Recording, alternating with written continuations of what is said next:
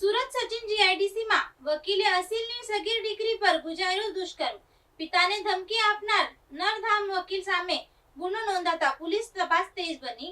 સુરતના સચિન જીઆઈડીસી વિસ્તારમાંથી માનવતાને શર્મસાર કરતી અને કાયદાના રક્ષક જ ભક્ષક બન્યા હોય તેવી એક અત્યંત આઘાતજનક ઘટના સામે આવી છે। અહીં એક વકીલે કાયદાના પવિત્ર વ્યવસાયને કલંકિત કરીને પોતાના જ અસીલની સગીર વયની દીકરીને શિકાર બનાવી છે। આરોપી વકીલે સગીરાને ઘરકામની નોકરી અપાવવાની લાલચ આપીને વિશ્વાસમાં લીધી હતી અને ત્યારબાદ તેની પર દુષ્કર્મ ગુજાર્યું હતું। આ નરાધામ વકીલની હેવાનિયત અહીં જ ન અટકી, પરંતુ ગુના પર પડદો પાડવા માટે તેને પીડિતાના પિતાને પણ ધમકી આપી હતી। વકીલે અસીલના ભૂતકાળના જૂના કેસો ફરીથી ખોલાવીને તેને જેલમાં ધકેલી દેવાની ગર્ભિત ધમકી આપીને ચૂપ રહેવા દબાણ કર્યું હતું। આ ચકચારી ઘટનાની જાણ થતાં જ સચિન જીઆઈડીસી પોલીસ મથકમાં વકીલ વિરુદ્ધ કડક કલમો હેઠળ ગુનો નોંધીને કાયદેસરની કાર્યવાહી શરૂ કરવામાં આવી છે। પીડિત પરિવારે ન્યાયની આશા સાથે પોલીસના દ્વાર ખખડાવ્યા છે, જેના પગલે પોલીસે સગીરાનું મેડિકલ પરીક્ષણ કરાવીને તપાસના ચક્રો ગતિમાન કર્યા છે। સમાજમાં વિશ્વાસઘાત અને ક્રૂરતાની પરાકાષ્ઠા સામે આ ઘટનાને પગલે સ્થાનિક લોકોને કાનૂની આલમમાં પણ ભારે રોષ અને ફિટકારની લાગણી વસી રહી છે।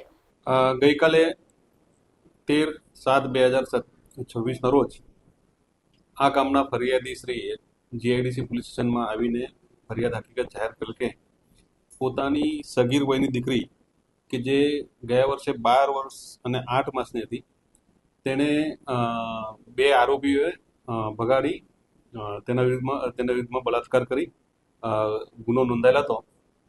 તે ગુનામાં સચિન જીઆઈડીસી પોલીસ સ્ટેશન દ્વારા બે આરોપીઓની ધરપકડ કરી નામદાર કોર્ટમાં ચાર્જશીટ કરેલ હતી।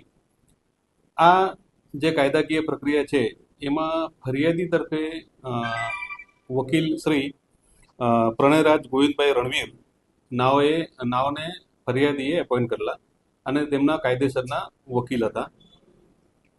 આ વકીલે ગઈકાલે એટલે 12 તારીખે ફરિયાદી ઉપર ફોન કરેલો અને જણાવેલું કે તમારી જે સગીર વયની દીકરી છે એને મારું ઘરકામ કરવા માટે નોકરી રાખવાનું છે, તેમ કરીને એના ઘરનું લોકેશન મેળવીને એને વિશ્વાસમાં લઈને અને ફરિયાદીને એવું પણ જણાવેલું તું કામ પર નહીં રાખે મારા ત્યાં તો તારા જે જૂનો કેસ છે એમાં નુકસાન કરીશ તે ધમકી આપીને ફરિયાદી પાસેથી એની સગીર વયની દીકરી લઈ ગયેલો અને તેના રહેણાંક મકાન નંબર 42 વેદાંત વિલા ઉમિયા ચોક ડિંડોલી ખાતે પોતાની ગાડીમાં લઈ ગયેલો।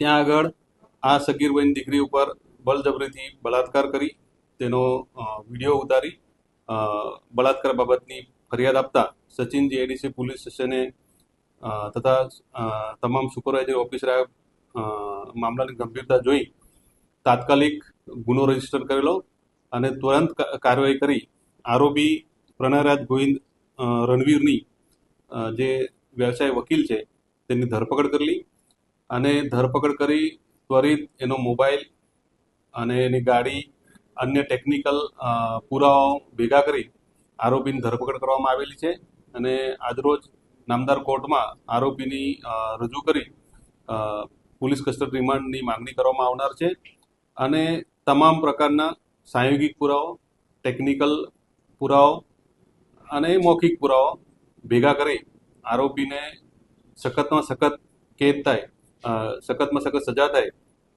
તેવા પ્રયત્ન અમારા દ્વારા હાથ ધરવામાં આવેલ છે। એડવોકેટ સિવાય બીજો પણ કોઈ શામેલ છે? ના, હાલ ખાલી એડવોકેટ જ પોતે જ આવેલો, બીજો કોઈ સામેલ હોવાનું જણાવેલ નથી।